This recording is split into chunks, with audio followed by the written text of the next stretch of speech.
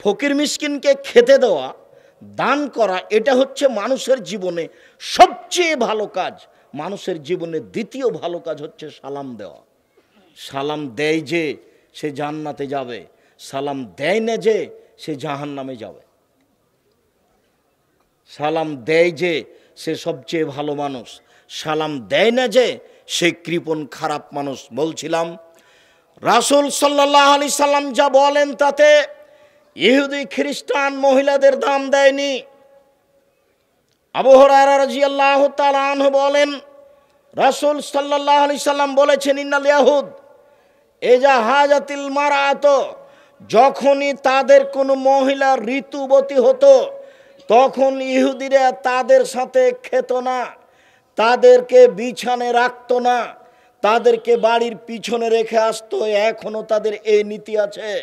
আমাদের দেশে যদি কারো কুষ্ঠ রোগ হয়, ধবল রোগ হয়, তাহলে তার জন্য ভিন্ন প্লেট রাখে, ওই প্লেটে ওই গিলাস তার জন্য ব্যবহার হয়। বাড়ির কেউ সেই গিলাস ব্যবহার করে না। এখন ছোঁয়াচে রোগের মতো হয়ে গেছে। ছোঁয়াচে রোগের অবস্থা যেমন, নারীদের অবস্থা তেমন ইহুদিদের কাছে। ইহুদিরা নারীদেরকে ছোঁয়াচে রোগের মতো মনে করত। ঋতুবতী হলে তাদেরকে বাড়িতে রাখতো না, বাড়ির পিছন দিকে রাখতো। এই ইহুদি, এই খ্রিস্টান নারীদের দাম দেয়নি, হিন্দুরা আজও দেয় না। হিন্দু মেয়ে আজও বাপের জমি পায় না, হিন্দু মেয়ে আজও বাপের জমি পায় না। অথচ আল্লাহ তাআলা মহিলারা বাপের জমি অর্ধেক পাবে আর ছেলে পাবে ডবল। এইটা যদি কেউ মনে করে যে আল্লাহকে এখানে ইনসাফ করেছেন, মেয়ে পাবে অর্ধেক ছেলে পাবে ডবল, এইটা কেমন হয়ে গেল? শুনুন, এইটার কয়েকটা কারণ আছে। তার এক নাম্বার কারণ হচ্ছে আপনার স্ত্রী নিয়ে এসেছে এক ভাগ তার বাপের কাছ থেকে, আর আপনি পেয়েছেন 2 ভাগ, এই হলো মোট 3 ভাগ। আপনার বোন নিয়ে গেছে 1 ভাগ, আর আপনার ভগ্নিপতি পেয়েছে 2 ভাগ, এ হলো তারা সবাই মিলে 3 ভাগ। বুঝা যায়নি কথা? আবার বলে, এই ছেলে একটু অপেক্ষা করুন, বোকামির পরিচয় দিবেন না, এখন চা খেতে হবে না, ব্যস্ততা আমাকে দেখাতে হবে না। 11টার সময় আমি বাসা থেকে বের হয়েছি, 2-2.5 ঘন্টা আমি রাজশাহী বিমানবন্দর অপেক্ষা করেছি। কুয়াশার কারণে ঢাকা থেকে রাজশাহী বিমান যায়নি। ঢাকায় এসে যেখানে দাওয়াত ছিল সেখানে খাওয়া দাওয়ার পরে প্রয়োজনীয় কিছু কথা ছিল, সেটা 7টা, 7:30 এরকম হয়ে যায়। ওখান থেকে বের হয়ে আমি এখানে এসেছি, আপনার সামনে আমি কথা বলছি। আপনি আমাকে কিসের ব্যস্ততা দেখাচ্ছেন? আপনি কিসের আমাকে পেশাব পায়খানা দেখাচ্ছেন? কিসের ব্যস্ততা দেখাচ্ছেন? বলেও কোনোদিন এরকম চিন্তা ভাবনা রাখবেন না। ভালোবাসা নিয়ে এসেছেন, কথা শেষ হবে, ভালোবাসা বজায় রেখে যাওয়ার চেষ্টা করবেন।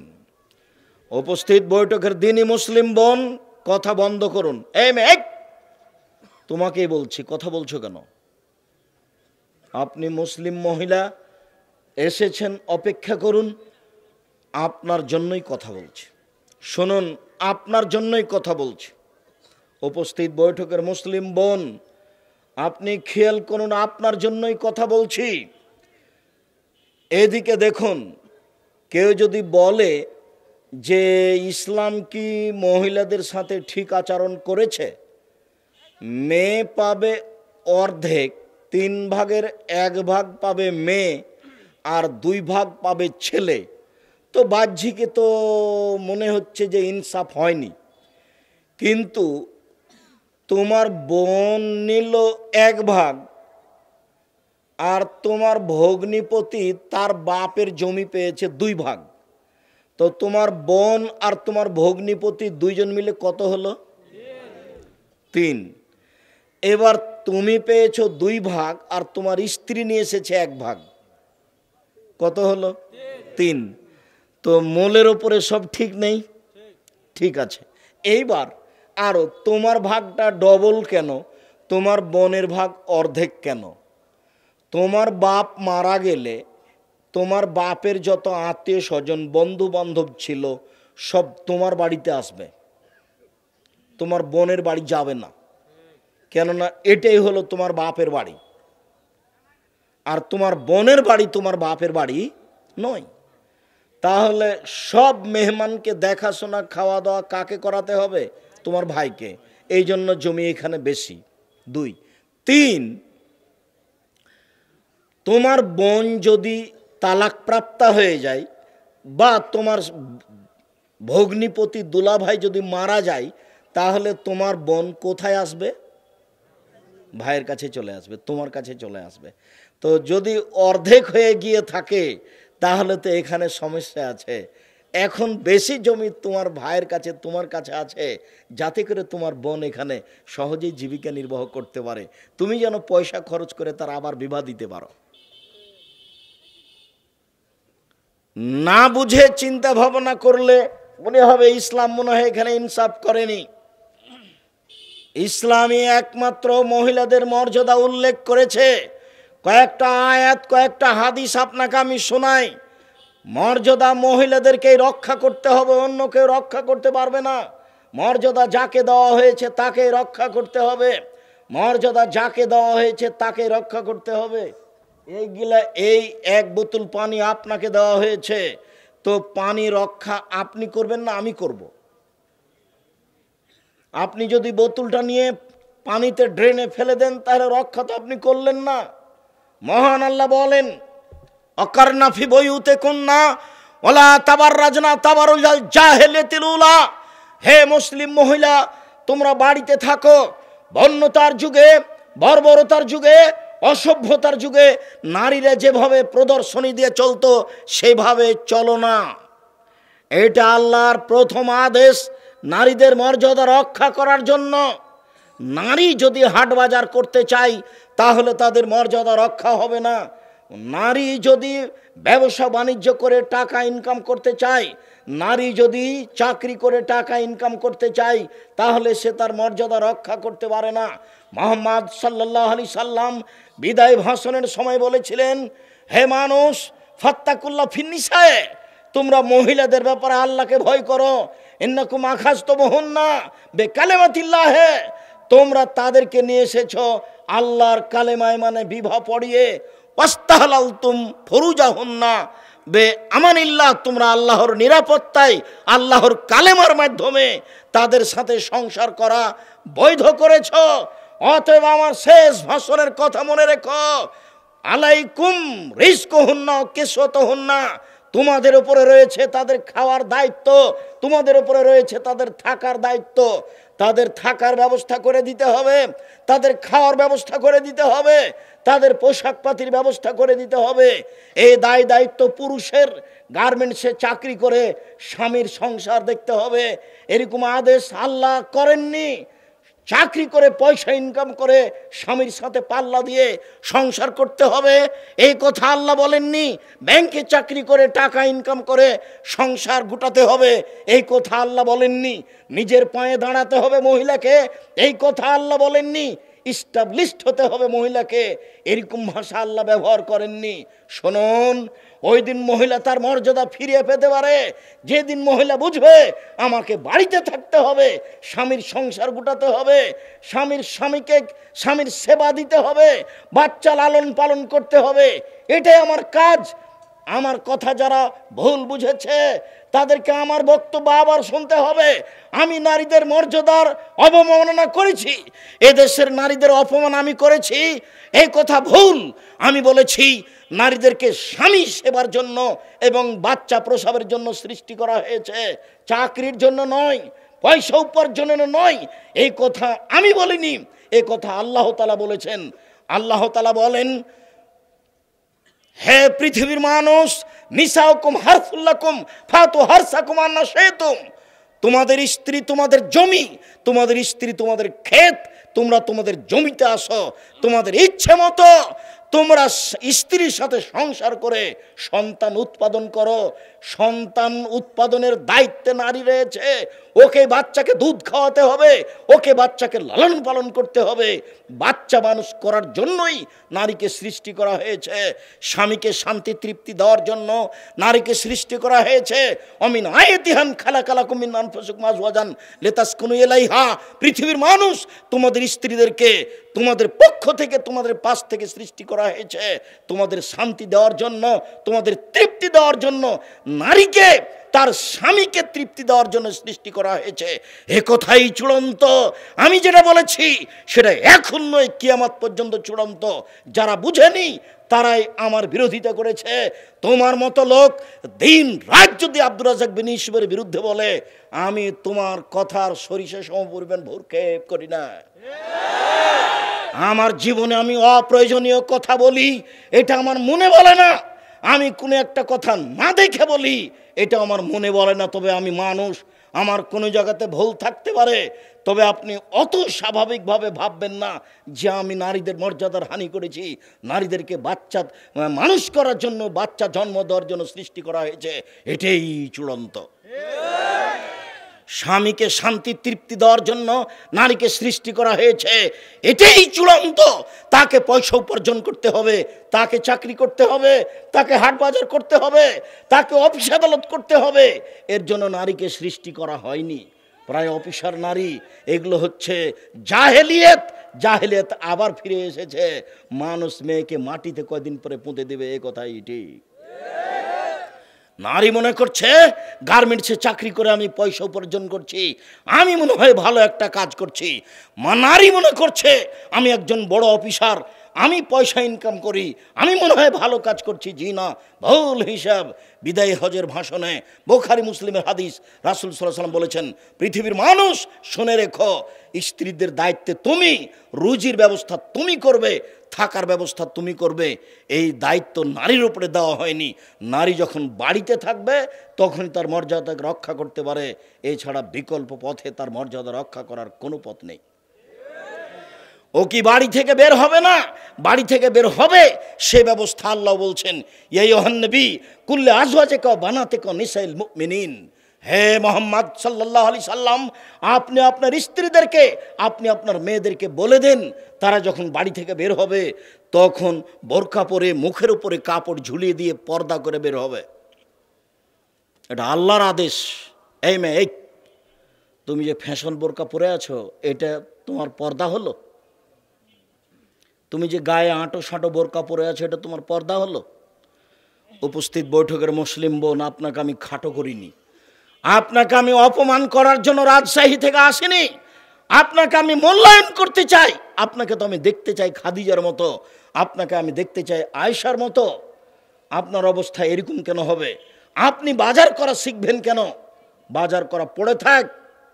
বাজারে আপনাকে যেতে হবে না, হাটে আপনাকে যেতে হবে না। জরুরি কারণে যদি বাড়ি ত্যাগ করতে হয়, তাহলে ইসলামী পোশাক পরে বাড়ি ত্যাগ করতে হবে।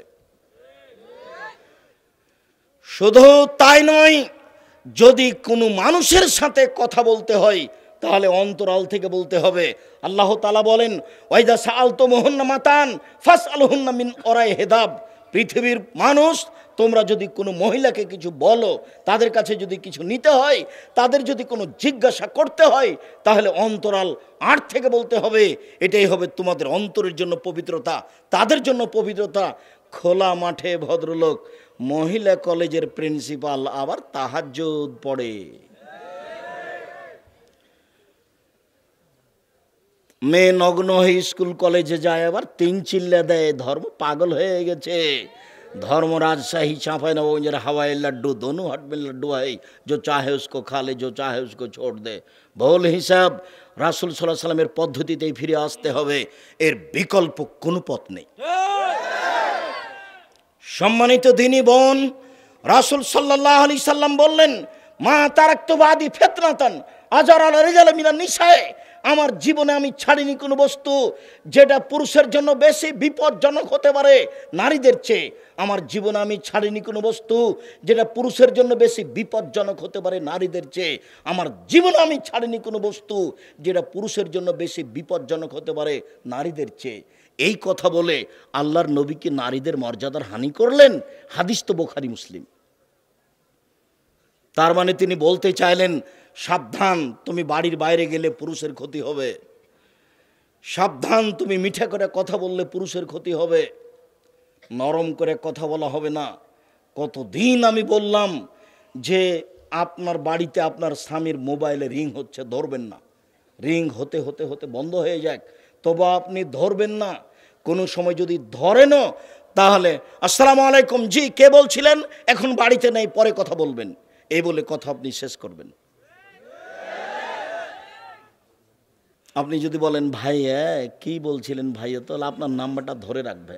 আপনার একটু শরম হওয়া দরকার, আপনার একটু লজ্জা হওয়া দরকার। আপনি কেন নরম করে কথা বলবেন? কোরআন মাজিদে আল্লাহ বলছেন যে কণ্ঠ হচ্ছে নারী, কণ্ঠ নারী, অতএব শক্তভাবে কথা বলতে হবে, এটা আল্লাহর আদেশ। রাসূল সাল্লাল্লাহু আলাইহি সাল্লাম এই কথা বলেছেন, আপনাকে বিবেচনা করতে হবে এই কথা তিনি কেন বললেন, যে আমার জীবনে আমি ছাড়িনি কোনো বস্তু যেটা পুরুষের জন্য বেশি বিপজ্জনক হতে পারে। নারী হচ্ছে পুরুষের জন্য সবচেয়ে বেশি বিপজ্জনক বস্তু। সম্মানিত দিনী ভাই বোন, রাসূল সাল্লাল্লাহু আলাইহি সাল্লাম বলেন, ফাত্তাকু দুনিয়া ওয়াত্তাকু নিসা, পৃথিবীর মানুষ তোমরা দুনিয়া থেকে বেঁচে থাকো, তোমরা পৃথিবী থেকে বেঁচে থাকো। মহিলা থেকে বেঁচে থাকো, তোমরা পৃথিবী থেকে বেঁচে থাকো। মহিলা থেকে কেন বাঁচতে বললেন? হাদিস তো বুখারী মুসলিম। মহিলা কি কোনো গোখরা সাপ, গমা সাপ? মহিলা কি কোনো আগুন? মহিলা কি জাহান্নাম? মহিলা কি কোনো গরু ছাগল? ও কি বাঘ ভালুক? কেন তিনি বললেন তোমরা মহিলা থেকে বেঁচে থাকো? এই ছেলে, শতবার আমি তোমাকে বলেছি কোনো মেয়ের নাম্বার যেন তোমার মোবাইলে না থাকে। তোমাকে আবারও বলছি, তুমি তওবা করে উঠো, বাকি জীবন তুমি আর কোনোদিন কোনো মেয়ের সাথে কথা বলো না। রাসূল সাল্লাল্লাহু আলাইহি সাল্লামের এই কথার তুমি দাম দিতে শিখো। আল্লাহ রাসূল বলছেন, ফাত্তাকু দুনিয়া ওয়াত্তাকু নিসা, তোমরা দুনিয়া থেকে বেঁচে থাকো, তোমরা মহিলা থেকে বেঁচে থাকো। দুনিয়া কিন্তু অত্যাধুনিক যন্ত্র। বিচারের মাঠে মানুষকে অপমান করা হবে, জাহান্নামে দেওয়া হবে 4টি পদ্ধতিতে। এক, আপনার পাপকে আপনাকে দেখানো হবে, মিসকালা যারাতিন খাইরা ইয়ারা, মিসকালা যারাতিন শাররা ইয়ারা। বিন্দুমাত্র সরিষা সমপরিমাণ যদি পাপ করে থাকেন দেখানো হবে, সরিষা সমপরিমাণ যদি নেকি করে থাকেন দেখানো হবে। দেখেই বুঝতে পারবেন আমি অপরাধী।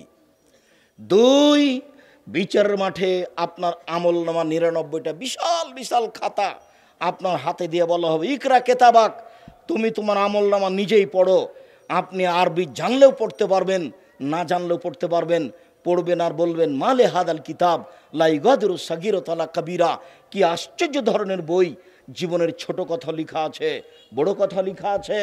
আপনাকে অপরাধী প্রমাণ করা হবে আপনাকে বই পড়িয়ে। 3, ইয়াউমাইজিন তুহাদ্দিসু আখবারাহা, এই মাটি টপ টপ টপ টপ করে কথা বলবে। আদম থেকে নিয়ে কিয়ামত পর্যন্ত যত মানুষ এসেছে, যত মানুষ আছে, যত মানুষ আসবে, সমস্ত মানুষের কথা মাটি ধরে রেখেছে, সমস্ত মানুষের কথা মাটি ধরে রেখেছে। এই মাটি বিচারের মাঠে top top top top top top করে কথা বলবে। 4, বিচার মাঠে মুখ সিলাই করে দেওয়া হবে, হাতে কথা বলবে, পায়ে কথা বলবে। হাত বলবে, পা তুমি ঠিক বলেছ। হাতে যখন কথা বলবে, পা তখন বলবে, পা তুমি, হাত তুমি ঠিক বলেছ। এই 4টি পদ্ধতিতে মানুষের বিচার করে মানুষকে জাহান্নামে দেওয়া হবে।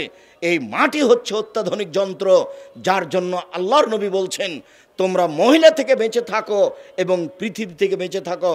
সম্মানিত দিনী ভাই বোন, রাসূল সাল্লাল্লাহু আলাইহি সাল্লাম বললেন যে ইয়াকুম দুখুল আলা নিসায়ে, তোমরা মহিলাদের কাছে যাওয়া থেকে বেঁচে থাকো। তাহলে কি মহিলাদের মানের হানি করা হলো? জি না, এসব বাক্য দিয়ে মহিলাদের নিন্দা করা হয়নি, বরং তাদের মর্যাদা রক্ষা করার জন্য রাসূল সাল্লাল্লাহু আলাইহি সাল্লাম এই কিছু বলেছেন। তিনি বলেছেন, আদ-দুনিয়া কুল্লুহা মাতা, সারা পৃথিবী সম্পদ, ও খায়রু মাতাই দুনিয়াল মারাতু সালেহা, সারা পৃথিবী সম্পদ, উত্তম সম্পদ হচ্ছে ভালো নারী। অতএব সম্মানিত দিনী ভাই বোন, আমি আজকের মতো কথা লম্বা না করে, এই ছেলে, আমি উপস্থিত দিনী মুসলিম ভাই বোনের উপরে 2-3টা কথা আমি শেষের দিকে বলে যাচ্ছি। আমার জীবনে আপনার সাথে জরুরি কিছু কথা সম্পৃক্ত জড়িয়ে আছে। আমার জীবনের কিছু কথা আপনার সাথে জোরালোভাবে জড়িয়ে আছে। তার মনে রাখবেন, একটি কথা জীবনে সবচেয়ে যেটা প্রয়োজন মনে করবেন সেটা হলো 5 ওয়াক্ত সালাত আদায় করা। এই ছেলে, তুমি আমার হাতের দিকে লক্ষ্য করো 2-3 মিনিট। তোমার জীবনে যেটা সবচেয়ে জরুরি কাজ, পৃথিবীতে এর চেয়ে যেন তোমার জীবনে কোনো জরুরি কাজ না থাকে, সেটা হলো 5 ওয়াক্ত সালাত আদায় করা, নামাজ পড়া। দ্বিতীয়, তোমার জীবনে জরুরি কাজ বৈধ রুজি উপার্জন করা, চকলেট হলেও। 3, তোমার জীবনে জরুরি কাজ একটু কোরআন মাজিদ তেলাওয়াত করা, সূরা ইখলাস হলেও। 4, জরুরি প্রয়োজন ছাড়া 2 জন যেখানে বসে আছে সেখানে বসবেন না। জরুরি প্রয়োজন ছাড়া 2 জন যেখানে বসে আছে সেখানে বসবেন না। বসলে বদনাম হবে, আপনার ভালো চাল চলন চরিত্র টিকবে না। এই 4টি কথা জীবনের জন্য জোরালোভাবে গ্রহণ করে নেবেন। তারপরের কথাটি, উপস্থিত বৈঠকের মুসলিম বোন, আপনি 4টা কাজ করতে শিখুন, জান্নাতের সব দরজা খোলা আছে। 1, 5 ওয়াক্ত সালাত আদায় করবেন। 2, সমাত শাহরাহা রমজান মাসের সিয়াম পালন করবেন। 3, আতাত বালাহা স্বামীকে মেনে চলবেন, তিতা লাগলেও মিঠা লাগলেও। যতদিন স্বামীর সাথে আছেন, স্বামী গালি দিলেও তাকে মেনেই চলতে হবে। তার সাথে মুখ ভারী করে কথা বন্ধ করে থাকা যাবে না। কয়েক মাস থেকে আপনি স্বামীর সাথে কথা বলেন না, কয়েক বছর থেকে আপনি এক জায়গায় থাকেন, আপনার স্বামী এক জায়গায় থাকে, এরকম সংসার চলবে না। স্বামীকে মেনেই চলতে হবে। 4, জেনা থেকে বেঁচে থাকবেন। জান্নাতের সব দরজা আপনার জন্য খোলা, যে কোনো দরজাতে আপনি প্রবেশ করতে পারেন। সম্মানিত দ্বীনি মুসলিম বোন, আপনি শুনুন, এই 4টা কাজ করতে পারলে জান্নাতের আপনার সব দরজা খোলা, যে কোনো দরজাতে ঢুকতে পারেন।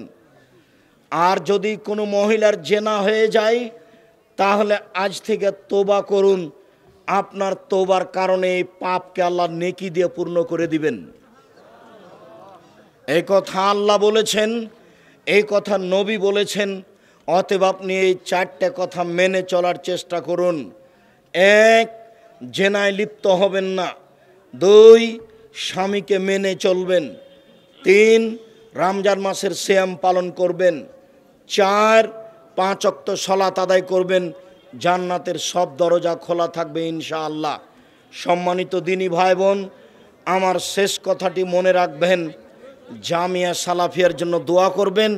আর বিশেষভাবে বই হিসাবে মিন্নাতুল বারি, আব্দুল্লাহর যে বই মিন্নাতুল বারি, বুখারীর ব্যতিক্রম ব্যাখ্যা, আর আমারও এই সলাতের ওপরে, নামাজের ওপরে একটা বই লেখার সাধ ছিল। সেই সলাতের ওপরে, নামাজের ওপরে